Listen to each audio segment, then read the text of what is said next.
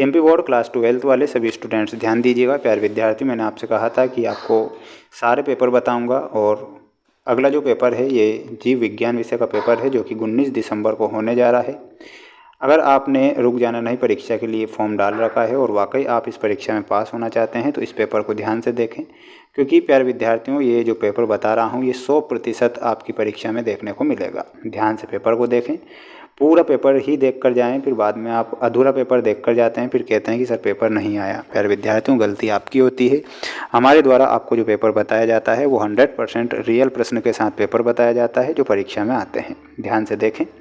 अलैंगिक जनन में जनकों की संख्या कितनी होती है? तो प्यारे विद्यार्थियों, अलैंगिक जनन में जनकों की जो संख्या होगी वो कितनी होगी?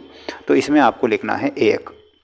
सरटोली कोशिकाएं पाई जाती है, तो सरटोली जो कोशिकाएं होती है वो वृषण में पाई जाती है, तो यहाँ पर आपको वृषण करेक्ट करना है।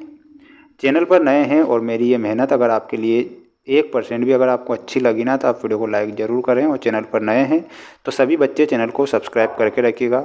आपका रिज़ल्ट मेरे ही इस चैनल के द्वारा लाइव बताया जाएगा। डीएनए में अनुपस्थित होता है, तो डीएनए में क्या अनुपस्थित होगा? यूरेसिल अनुपस्थित होता है, तो यहाँ पर आपको यूरेसिल लिखना है। चाय में पाए जाने वाले उत्तेजक पदार्थ का क्या नाम है? तो चाय में कैफीन पाया जाता है, और तंबाकू में निकोटीन पाया जाता है, और कॉफ़ी में रेनिन पाया जाता है। देखिएगा, जो निकोटीन है ये तंबाकू में पाया जाता है, रेनिन कॉफ़ी में पाया जाता है, और चाय में पाया जाता है कैफीन। ठीक है, इतना आपको याद करना है। यीस्ट में कौन सा विटामिन पाया जाता है? तो यीस्ट में बी कॉम्प्लेक्स पाया जाता है, तो यहाँ पर आपको बी कॉम्प्लेक्स लिखना है। सुनहरे चावल में कौन सा विटामिन होता है? तो विटामिन ए सुनहरे चावल में होता है, तो विटामिन ए करेक्ट ध्यान रखना है। वहीं मैं अगला प्रश्न आपको बताने जा रहा हूँ, ध्यान से देख लो अच्छे से। धसे हुए रंध्र पाए जाते हैं, धसे हुए जो रंध्र होते हैं मरुद्भिद पौधों में धसे हुए रंध्र पाए जाते हैं, तो यहाँ पर हमारा सही उत्तर क्या होगा? मरुद्भिद पौधा।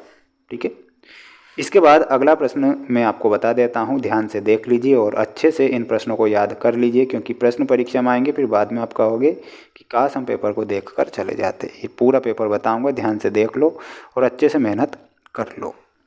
पौधों में से फल का विकास होता है, तो पौधों में किससे होता है? पौधों में अंडा से फल का विकास होगा।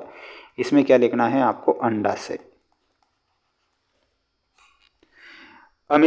आकारिकी तथा आनुवांशिक रूप से एक समान जीव कहलाते हैं, तो उन्हें क्या कहते हैं? अगर आकार में और आनुवांशिक रूप से एक समान हैं तो उन्हें कहते हैं क्लोन। क्या कहते हैं? तो इसमें आपको क्या लिखना है? क्लोन। गुणसूत्र के वाहक होते हैं, तो गुणसूत्र जो होते हैं वो किसके वाहक होते हैं? थर्ड में आपको लिखना है गुणसूत्र लक्षण के वाहक होते हैं।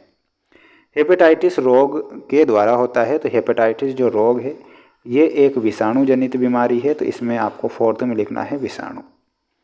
दही जीवाणु की सहायता से जमाया जाता है, तो दही जो होता है वो जमाया जाता है लैक्टोबैसिलस जीवाणु की सहायता से। लैक्टोबैसिलस। मानव निर्मित अन्न का क्या नाम है? तो मानव निर्मित जो अन्न है उसका नाम है ट्रिटिकल, तो लिखना है ट्रिटिकल। श्वसन मूलें पौधों में पाई जाती है, तो श्वसन मूलें किस पौधों में पाई जाती है? इसमें आपको लिखना है दलदली पौधों में श्वसन मूलें पाई जाती है, तो यहाँ पर हमारा सही उत्तर क्या होगा? दलदली है। स्क्रीनशॉट लेते चलना है, अच्छे से प्रश्नों को याद कर लेना है। अगर आपको पास होना है तो पढ़कर ही जाना है, बिना पढ़े नहीं जाना है, और अधूरा पेपर नहीं देखना है। मनुष्य में गुणसूत्रों की संख्या कितनी होती है? तो मनुष्य में 46 गुणसूत्र होते हैं। मानव जनसंख्या का अध्ययन क्या कहलाता है? तो मानव जनसंख्या का अध्ययन कहलाता है डेमोग्राफी। क्या कहलाता है? यहाँ पर हमारा डेमोग्राफी सही उत्तर हो जाएगा। मेंडल ने अपने प्रयोगों के लिए किस पौधे को चुना था? तो इसमें आपको लिखना है मटर के पौधे को। मानव में लिंग निर्धारण किस गुणसूत्र के द्वारा होता है? तो उस गुणसूत्र का क्या नाम है? इसमें आपको क्या लिखना है? वाई गुणसूत्र। किसी एक पीड़कनाशी का नाम लिखना है, तो उस पीड़कनाशी का नाम है मेलिथियोग। क्या होगा? तो यहाँ पर लिखना है मेलिथियोग। पीसीआर का पूरा नाम क्या है? तो ध्यान से सुन लो, पॉलीमरेज चेन रिएक्शन। क्या है? Polymerase chain reaction. लाइकेनों में सहजीवी रूप में कौन से 2 जीव पाए जाते हैं? तो उनमें पाए जाते हैं शैवाल और कवक। यहाँ पर क्या लिखना है? यहाँ पर लिखना रहेगा शैवाल प्लस कवक। ठीक है, ध्यान से देख लो और स्क्रीनशॉट लेते ही चलना है, अच्छे से पढ़ लेना है, क्योंकि जो प्रश्न बता रहा हूँ परीक्षा में आएंगे, फिर बाद में आप पछताओगे कि काश हम पेपर देखकर चले जाते। आवर्त बीजी में हमें सही उत्तर किससे मिलाना है? दोहरा निषेचन। अपूर्ण प्रभाविता में हमारा सही उत्तर क्या होगा? मिराबिलस जलापा। टीबी में आपको बीसीजी का टीका से मिलाना है और एड्स में एसटीडी सही होगा। मानव इंसुलिन का क्या नाम है? ह्यूमिलिन।